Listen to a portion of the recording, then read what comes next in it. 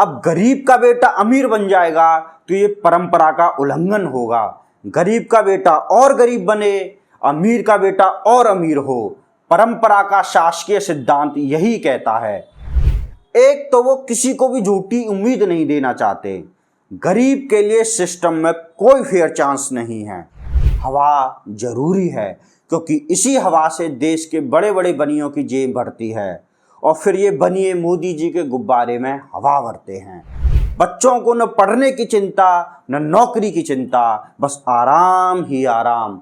और जीवन में चाहिए ही क्या, आराम और फोन पर रील देखते हुए गुनगुनाना, जो राम को लाए हैं हम उनको लाएंगे।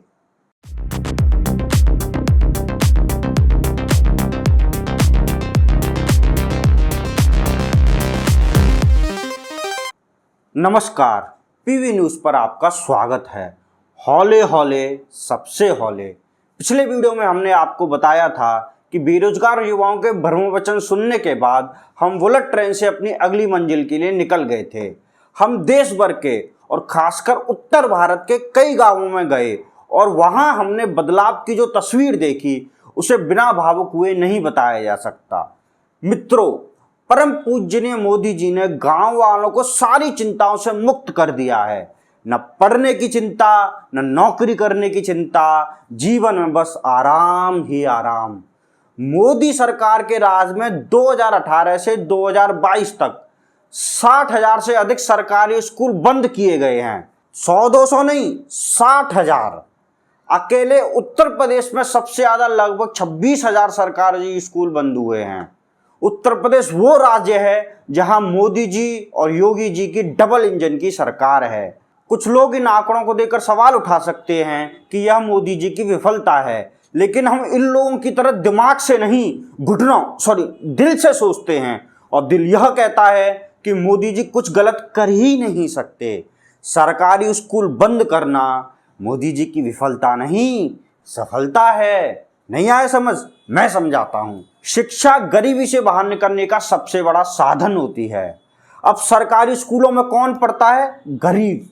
वैसे तो सरकारी स्कूलों में पढ़ाई होती नहीं है, लेकिन फिर भी किसी गरीब का बेटा या बेटी बिना कंप्यूटर, बिना शौचालय वाले इन स्कूलों में पढ़ लिख कर कुछ बन गया तो वो गरीब से अमीर बन जाएगा। ऐसा हो ये मोदी जी नहीं चाहते। हमारे मोदी जी विरासत और परंपरा में बड़ा मानते हैं।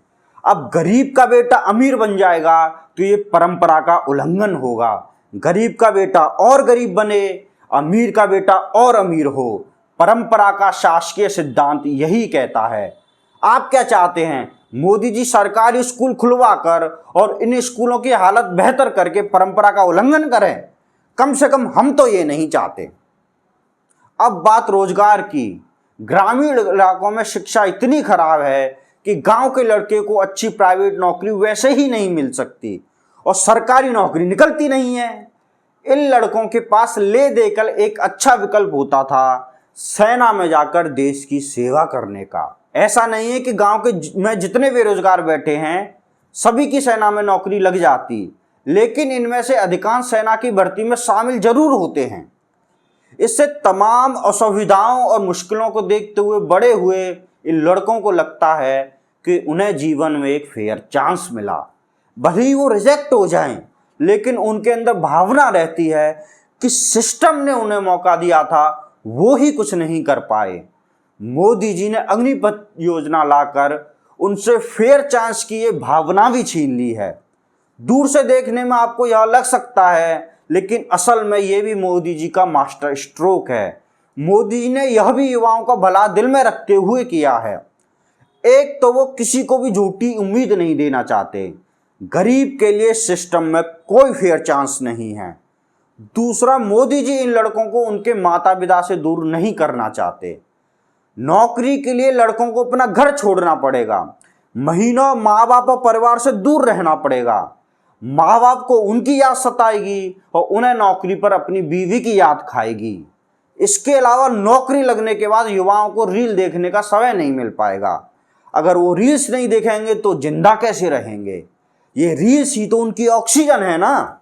जब युवा सोशल मीडिया ही नहीं चला पाएगा तो उसका ब्रेन वॉश कैसे होगा और बिना ब्रेन वॉश के वोट कैसे मिलेगा। मोदी जी ये सब जानते हैं, इसलिए नौकरी वोकरी देने का ज़्यादा झंझट ही नहीं रखते। अब लोकसभा चुनाव के लिए मोदी जी का मैनिफेस्टो ही ले लीजिए। इस मैनिफेस्टो में 8 दिशाओं में हजारों एंगल से मोदी जी की तस्वीरें, हजारों बड़ी बड़ी बातें हैं, लेकिन एक भी सरकारी नौकरी देने का वादा मोदी जी ने नहीं किया है।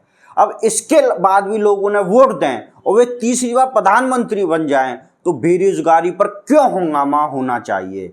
भाई अगर आपको बेरोजगारी से इतनी ही समस्या है, नौकरी चाहिए, तो वोट डालकर मोदी जी को सत्ता से बाहर कीजिए। लेकिन गांव की भोली वाली जनता ने अभी तक तो ऐसा नहीं किया है। इसका मतलब है कि सब चंगा है और गांव के लोग समझ रहे हैं कि मोदी जी ने जो स्कूल बंद किए हैं, जो बेरोजगारी फैलाई है, वो उनकी भलाई के लिए है।